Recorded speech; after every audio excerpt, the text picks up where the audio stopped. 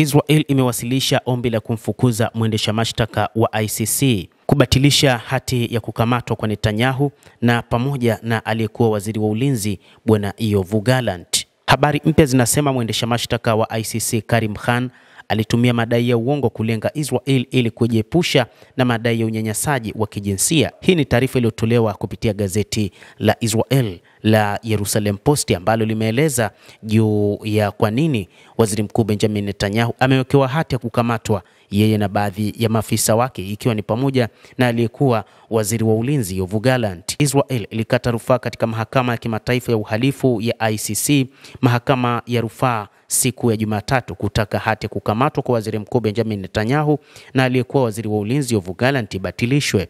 Zaidi ya hayo, Israel imewasilisha ombi katika chumba cha rufaa cha ICC kumzuia mwendesha mashtaka wa ICC Karim Khan kuhusika katika kesi zozote dhidi ya Israel. Taifa la Israel linaona vitendo vya Khan kuwa vimefanya uharibifu usioweza kurekebishwa. Hata hivyo, wachambuzi wa mambo wanasema kwamba huu ni mpango wa Israel kutengeneza mazingira ya kumfanya rais wa Marekani Donald Trump kuingilia kati kuchunguza jambo hilo. Ikumbukwe kwamba rais wa Marekani pia Donald Trump alikataa juu ya kukamatwa kwa waziri mkuu Benjamin Netanyahu miongoni mwa washirika wake wa karibu nchini Israel. Ombi hilo linakuja huku kukiwa na habari zinazopendekeza Khan alitumia madai ya uongo kulenga Israel ili kujaribu kupotosha usikivu wa madai ya unyanyasaji wa kijinsia dhidi yake na mfanyakazi wa kike ambaye alikuwa amemsimamia.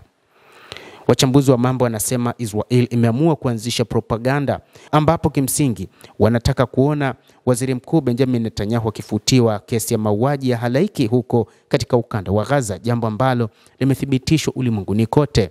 Madai ya unyanyasaji wa kijinsia ni pamoja na matumizi mabaya ya mamlaka na tabia kulazimisha ngono. Inasemekana ilifanyika wakati wa safari ya kazi katika ofisi ya Khan katika ICC na nyumbani kwake. Khan hata hivyo anakanusha tuhuma dhidi yake. Amekanusha mara kwa mara unyanyasaji wowote na mawakili wake wakidai kwamba Khan amekuwa mhusika wa kampeni iliyopangwa ili kumdhalilisha. Mwanamke aliyemshutumu Khan amekuwa akingoja kwa karibu mwaka mmoja kwa Umoja wa Mataifa kukamilisha uchunguzi wake. Lakini yote hayo yanadaiwa kwamba ni namna ambavyo Marekani pamoja na Israel wanatengeneza mazingira ya kuondolewa kwa kesi ya uhalifu wa kivita inayomhusu waziri mkuu Benjamin Netanyahu katika mahakama ya kimataifa ya ICC.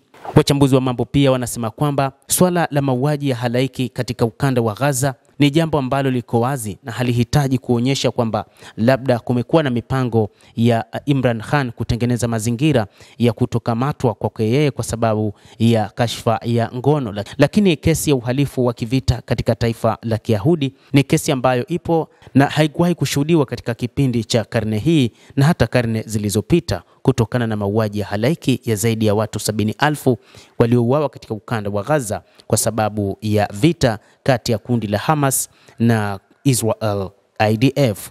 Endelea kutufuatilia na usisahau kulike, usisahau kucomment, kadhalika na kusubscribe channel yetu hii ili upate habari hizi kwa mapana hapa The World News.